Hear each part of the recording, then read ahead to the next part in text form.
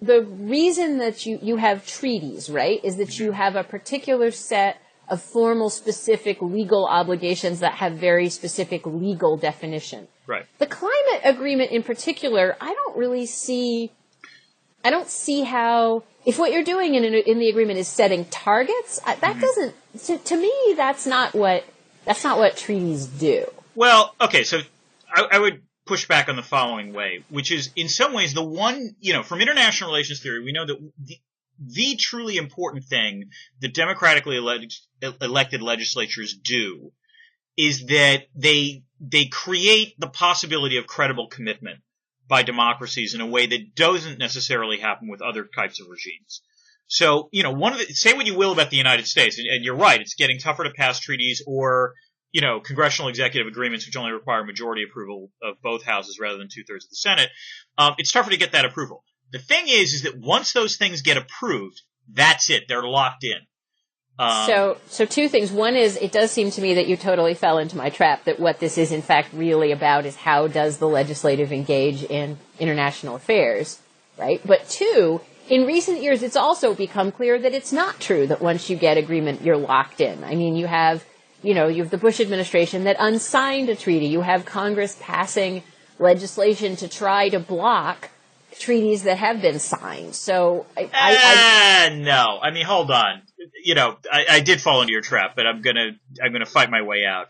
Which is that, the Bush administration said, basically renounced treaties that the Clinton administration had signed, but clearly were never going to get through Congress. So you can argue that in some ways the Bush administration did what the Reagan administration didn't do with START 2.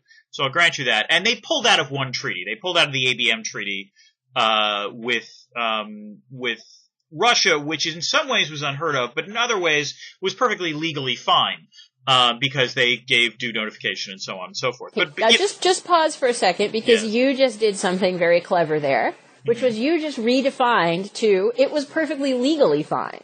Yes. And so notice when you're struggling a little bit, you shift the ground on which you're arguing, and that was a master stroke by you there. Thank you very much. But I mean, so to get back to my original question, though, in some ways, what the Obama administration is doing is trying to send a signal that it will that it will try to faithfully execute these agreements. The problem is that in bypassing Congress, you have to wonder if our counterparts are going to look at this stuff and to what extent do people that are trying to negotiate with the administration have to calculate the odds that these deals will be renounced come 2017, or if not 2017, then 2021 or what have you.